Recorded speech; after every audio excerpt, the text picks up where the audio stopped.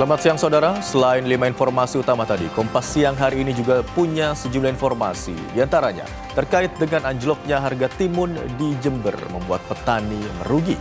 Sebagian hasil panen bahkan dibiarkan membusuk karena tak sebanding dengan biaya produksi. Anda menyaksikan Kompas Siang di Kompas TV Independen, terpercaya.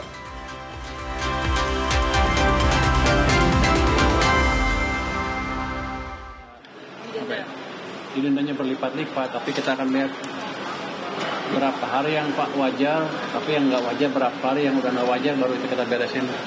Dalam pengertian, kita kejar orangnya, mungkin kira-kira setelah sebulan lebih ya. Nanti terus kita denda yang lebih besar lagi. Artinya? Artinya 1 bulan ya Pak? 1 bulan baru didenda gitu kan? Ini masih hitung-hitungan. Hitungan saya sih udah kalau sebulan di sini kan kelamaan kan. Itu udah lama banget. Karena mereka mungkin hitungnya di sini lebih murah dibandingkan kalau mereka sewa gudang di luar sana. Tapi kan menghambat kinerja pelabuhan jadinya. Jadi akan saya usahakan itu di sini sesedikit mungkin. Ini berkaitan dengan impor yang tinggi di bulan April Pak.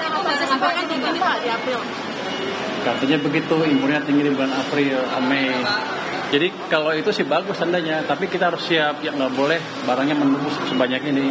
Jadi kita maintain di level yang normal. Kalau kurang orang saya akan nambah orang di sini. Kalau kurang di Jakarta saya impor dari Surabaya, Medan atau Semarang atau Banten. Segala yang import kalau memang barangnya lebih atau temuan Gimana? dari negara ini sendiri yang memang melaporkan kan produknya banyak untuk PTMD seperti ini banyak di pelabuhan. Enggak, dia nggak melaporkan. Dia saya datang aja sini kebetulan yang dibuka yang Gerah Segara tadi. Jadi kebetulan ya saya lihat sebentar barangnya apa, ya sesuai lah dengan kata pemeriksa sudah sesuai dengan dokumennya. Tapi nanti harga diperiksa di tempat lain lagi. Itu yang kita akan pakai AI supaya jangan ada under invoicing. Itu mungkin utamanya. Jadi yang penting ini, ketika domestik ekonomi meningkat, impor meningkat, jangan sampai isinya menjadi bottleneck. Kita ingin memastikan biaya logistik terkendali. Komoditas yang menumpuk tadi apa? Saya nggak lihat satu. Tadi saya lihat tadi ada bahan baku kulit, tapi nggak numpuk sih. Saya nggak tahu yang mana numpuk ya. Tapi yang saya lihat tadi bahan baku kulit, under the blender, ada lagi matras karet, yang terakhir ada marmer atau batu grandis sejenis itulah dari Cina. Itu bukan menumpuk ya, saya nggak tahu itu yang menumpuk apa enggak. Tapi kita percepat semuanya supaya balik ke level normal.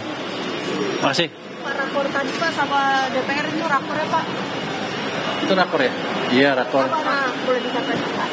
Jadi kita memastikan kebijakan fiskal dan moneter berjalan searah untuk memastikan ekonominya tumbuh dengan baik. Fiskal akan lebih fokus ke kebijakan fiskal, moneter lebih fokus ke kebijakan moneter, tapi dengan koordinasi yang lebih ketat supaya semuanya sinkron dan bisa memberi sinyal ke pasar bahwa kita tetap berjalan secara harmonis antara fiskal, moneter dan yang lain-lain, sehingga sentimen negatif ke rupiah kita harapkan turun.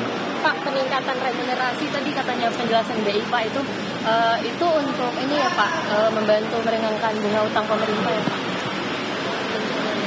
Enggak, itu teknikal nanti Pak Ferry yang akan jelaskan. Kira-kira begini. Oh, itu urusan moneter biar Pak Ferry yang jelaskan.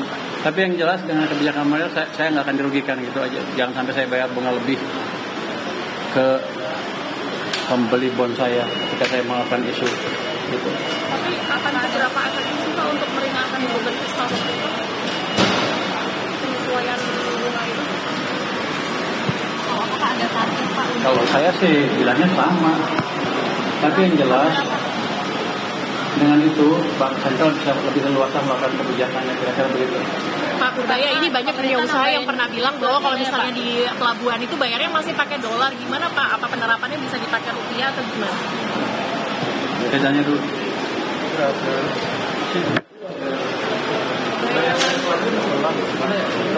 Masih dolar Pak, itu bisa pakai rupiah? Rupiah.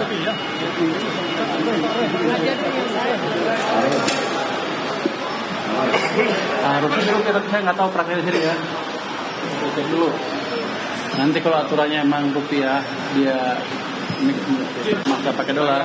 Dolar, Pak? Di sini bayar pakai apa? Rupiah, Pak? Bukan dolar. Bukan, Pak. Maunya dolar. Oh, dia. Tapi ada dunia usaha yang bilang gitu dari Kadin, Pak. Nggak ada, Pak. Rupiah, Pak. Semua rupiah. Berarti Berarti kalau misalnya masih ada yang pakai dolar gimana, Pak? laporin saya, nanti saya hajar dia. Ya. Oh, gede, bentar, nggak bisa ngajar kok. Oh iya, siap. Nah, kita beresin. Tapi secara peraturan harusnya rupiah, dan ini kan Indonesia. Rupiah, Pak.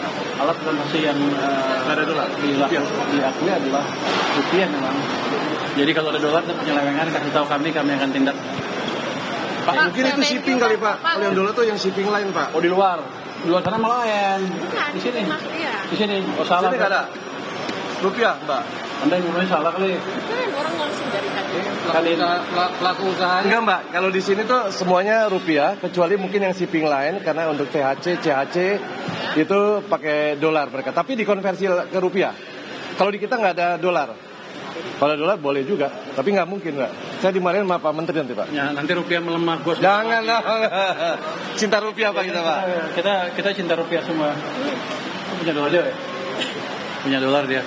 Oke, ada lagi. Pak, Kemenq kan sebagai pengawas juga DSI, Pak, katanya ikut merumuskan ini ya, Pak, penyaringan manajemennya. Sekarang udah ada nama-nama baru belum, Pak? Manajemen DSI. Saya belum ikut menyaring nama-nama manajemennya, jadi saya nggak tahu itu. Tapi nanti kalau disuruh kita kerjakan. Padahal sih belum. DSI kan harusnya itu kan sebetulnya kan semacam private entity, dia jalan sendiri terpisah dengan pemerintah. Jadi yang mereka kerjakan, sama biasanya, cuman saya di atas mungkin nanti pengawasan mungkin ya. Sekarang sih belum resmi, jadi nggak tahu. DHL 50% falas itu katanya jangan sampai semua dunia usaha dikenakan, Pak. Harus dipetakan lagi, Pak. Gimana? Saya lihat dulu yang baru ya. Ya. Yang baru kan baru berjalan berapa hari? 3 hari. Dampaknya belum kelihatan. Kita lihat deh 1 bulan ke depan seperti apa. Pak, kan mereka yang keberatan yang harus 1 tahun kan. Nanti kita lihat. Pak, tapi sebenarnya kalau uangnya masuk sini banyak bisa diperputar kan. Kita lihat dulu seperti apa. Jadi kalau ada kendala nanti bisa sampaikan ke Kemenq gitu. Bisa. Nanti akan bisa dipetakan lagi.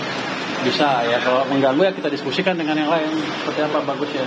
Pak, kita akan ambil cara yang paling baik untuk perekonomian, untuk cadangan devisa kita juga. Tadi Bapak bilang kalau misalnya pedagang tahu tempe mulai tergerus keuntungannya, Pak, ini Bapak bisa menyajikan para pedagang ini gimana, Pak, biar keuntungannya bisa kembali lagi? Apakah ada lanjut lagi untuk pedagang yang di Yang pertama kita mesti pastikan demand-nya terjaga. Jadi ada yang beli. Terus yang kedua, kalau rupiahnya menguat kan, otomatis cost of production mereka turun. Itu yang kita akan pastikan terjadi dalam beberapa waktu ke depan. Tapi ada berjanjiin nggak sih ke pedagang tahu tempe yang tadi Bapak singgung di DPR, Mas, mereka tuh bisa mulai pulih lagi gitu aja? Tergantung keberhasilan kita menjalankan nilai tukar kan. Tapi saya rasa akan berhasil dengan kerjasama yang lebih erat antara fiskal dan moneter. Berhasil dalam berapa bulan, Pak? Nanti gue tebak lagi. Gue bilang Juni ribut. Tapi kalau kebijakan fiskal seperti ini akan cepat. Pak, Yang penting begini. Kita tidak sedang menuju keadaan seperti 97-98 lagi. Fiskal kita baik, ekonominya bagus. Hanya ada sentimen negatif di sana sini yang mengganggu sedikit terhadap nilai tukar. Tapi itu harusnya bisa diperbaiki dengan koordinasi yang lebih baik antara pemerintah, Departemen Keuangan dengan Bank Sentral. Terima kasih. Pak, Makasih. Makasih ya. Tanggapannya ada tanggapan nggak, Pak? Itu kan diterbitkan. Kamera, Pak. Ya. Itu tren jual Indonesia saya baca di Bloomberg ya. Itu salah satu penulis mungkin yang nggak tahu keadaan Indonesia seperti apa. Ketika makanya kemarin saya sengaja percepat itu APBN kita untuk memperlihatkan ke pasar bahwa kondisi fiskal kita baik, ekonomi kita juga cukup kuat, sehingga nanti lama-lama sentimen negatif itu bisa hilang. Jadi teman-teman investor, tolong lihat lebih detail, pahami kondisi ekonomi kita seperti apa. Yang saya bisa katakan sekarang adalah fiskal bagus, ekonomi bagus, kepemimpinan Bapak Presiden masih cukup kuat untuk memastikan semua berjalan sesuai dengan strategi pembangunan Bapak Presiden. Ya, terima kasih.